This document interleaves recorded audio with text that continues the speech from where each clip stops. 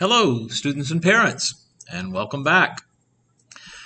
While the reading and writing assignments differ between English 3 and English 4, the general layout of the two classes are similar. So I'll introduce both classes in this video. Both, for example, focus on reading, writing, speaking, and listening skills, and the grammar, syntax, and punctuation knowledge that's needed to do both well.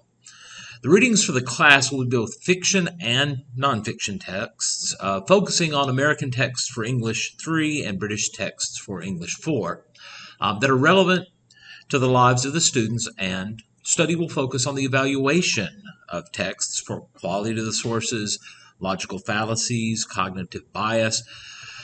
Writing will focus on argumentative essays using the Teal paragraph format. Reading assignments will be primarily from Common Lit, and our writing assignments will be assigned through and submitted to the Google Classroom. Students will also improve their reading skills through the study of Latin and Greek roots and sentence diagramming. I care for my students, and I realize that many of them and many of their parents are under considerable stress and pressure, both emotional and financial. I'll attempt to be sensitive to individual needs, and I will make myself available for tutoring as the schedule allows, even outside school hours if needed. I'm also happy to put students in contact with other professionals if they need additional assistance. At the same time, I understand that as juniors and seniors, my students are approaching the end of their high school careers, and they will soon be shouldering the responsibilities of adulthood, either in college or in a career. Because of this, I do hold my students to high standards, and I expect them to take responsibility for their decisions and their actions.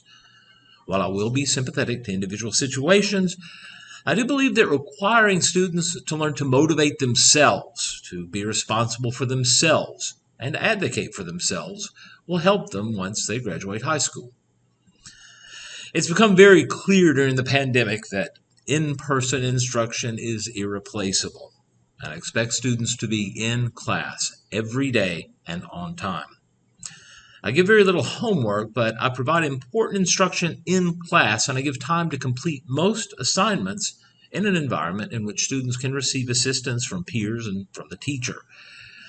I will be providing my lesson plans for the coming week every Friday, and I will provide instructions, texts, and any other necessary materials daily by email and on the Google Classroom. If they are able to do so, I expect students to complete assignments even when they are not able to be in class physically. If they cannot, it is the responsibility of the student to make up missed work within the late work guidelines and to ask me for any help that they need. Class rules will be negotiated in each class during the first week of school. The class rules may be renegotiated during the year as needed. Late work will be handled according to the district policy. If a student does not meet a deadline, he or she will receive a placeholder grade of 0, and the assignment will be flagged as missed. Students will have up to 5 days after the due date to turn in work without penalty.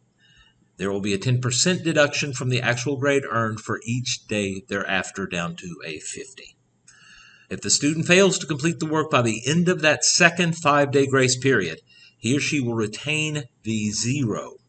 And unless arrangements are made ahead of time, I will not accept late work beyond that deadline. Scoring below the minimum test or quiz score of 70 for standard classes and 80 for honors classes will require a retake of the test or quiz. If the second attempt does not receive the minimum grade, then the better of the two grades will be entered into the gradebook. Writing assignments will, for the most part, focus on argumentative writing and will be in Teal paragraph format. The teacher will assess each submitted writing assignment according to a rubric, will make notes on the assignment, and, if needed, will return the assignment to the student for revision. The second submission will be graded according to the rubric, and that grade will be entered into the gradebook. I look forward to taking the lessons that we've learned over the past couple of years and making education work better for all my students. I will do my best to be flexible and understanding and to respond to student needs, and I ask each of you, parent and student, to continue to be flexible and understanding as well as we progress on this journey. We all have the same goal, making every student successful. Working together, we will find a way to do so.